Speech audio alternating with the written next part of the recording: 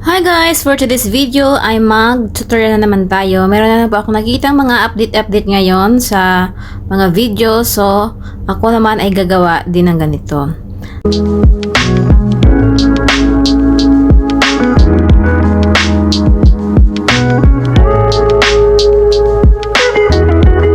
So, sa mga hindi po nakakaalam, kasi minsan kasi may mga apps na pag na-update na siya, nagbabago yung mga features niya sa loob, diba? Tapos, meron namang iba gusto nila yung pag-updating ng mga apps.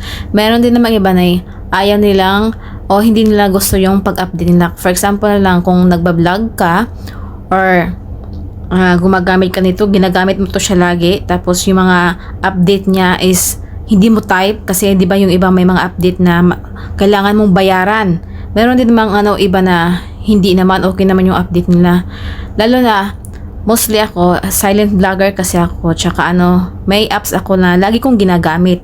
At talagang gamit na gamit to sa akin, hindi lang din sa akin, maraming gumagamit ng apps na ito, lalo na sa pag-i-edit ng mga videos.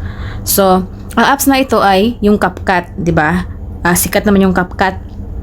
Kasi naka-auto-update kasi ako. So, pag may bagong update sa apps na ito, so, syempre, nagbabago yung mga features niya sa loob. So, ngayon, yung CapCut is ang pangit na dati, yung mga niya, wala siyang update, wala siyang pro na nakalagay. Pag pro kasi, kailangan mo siyang bayaran.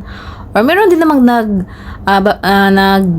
tutorial niya na kailangan kung paano tanggalin yung pro, pero hindi ko pa na try yun. Titingnan ko ulit yung video niya kung paano siya gagawin. So ngayon ituturo ko sa inyo kung paano natin i-off yung auto-update ng ating mga apps, lalo na yung sa CapCut, kasi gamit na gamit ko talaga yan kasi nagbablog ako. So ngayon pupunta tayo sa Play Store. Yung CapCut ko is na siya, uninstall ko muna siya. So ngayon i-install natin siya. Punta tayo sa Play Store.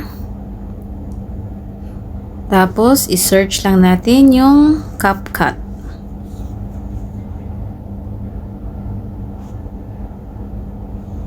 Then, search. So, ayan yung CapCut, diba? Dalawa yung meron yung iCut. Yung CapCut, ang gusto ko kasi maganda ang CapCut gamitin eh.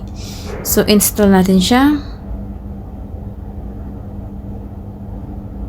Hintayin lang natin siyang mag-download or ma-install. So, malapit na siyang mag-install, guys. So, yung naman, kung gusto nyo naman, kung for example, kasi diba i-off natin yung auto-update ng ating mga apps. Pero kung gusto nyong i-update yung apps, kung may gusto kayong apps na gusto nyo siyang i-update, pwede naman kayo pumunta direct dito sa Google, sa Play Store. Tapos, i-search mo lang yung apps mo dyan, hanapin mo.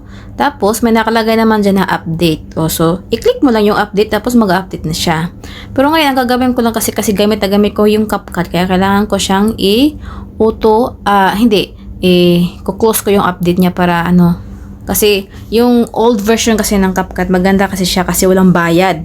Ngayon, ang bagong version niya is may bayad na. So, ngayon, pupunta tayo dito sa apps, dito sa baba.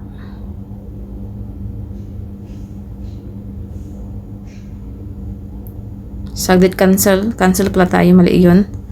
Ito tayo pupunta sa ating profile. Yan. Sorry. Punta tayo sa ating profile. Click natin yan. Tapos, i-click lang natin yung settings sa baba. Ito. Then, punta tayo dito sa network preferences. Dito. Click lang natin. At itong update apps, i-click lang natin yan. Tapos, di ba may nakalagay dito choices na update all apps over Wi-Fi or mobile data. So, ito, kung ilalagay natin dito, so, mag-automatic update siya kahit naka-Wi-Fi ka man o mobile data ang gamit mo. Then, ito naman sa update with limited amount of mobile data. When Wi-Fi isn't available, Google Play will update a few of your most important apps using only a limited portion of your mobile data. So, yun. Kung ito na mag-click mo, mag-automatic update lang siya pero limited lang kung magkano siguro yung ano mo, data mo, or limited lang din ng mga apps na i-update niya kung hanggang magkano lang ang kaya ng iyong mobile data. Dito naman sa update over Wi-Fi only, pag i-click mo naman to, mag-update lang siya pag nakagamit ka ng Wi-Fi. Pero pag walang mobile data, hindi siya mag-update. Wi-Fi lang, kailangan na talaga niya ng Wi-Fi. Tapos ito naman tayo sa don't auto-update apps. So, yan ang kailangan ko. Pipiliin kasi pag gusto kong mag-update sa mga apps ko, pipiliin ko lang yung walang bayad. Kasi mayroon yung mga bagong update. Ano ba sinabi ko na ano, pag bagong update siya or bagong version, may mga apps na pag gusto mo silang gamitin is may bayad, di ba? So dito sa don't auto update apps tayo. Click ko lang yan dyan. Tapos yun, balik ka na sa ano, normal, yun lang.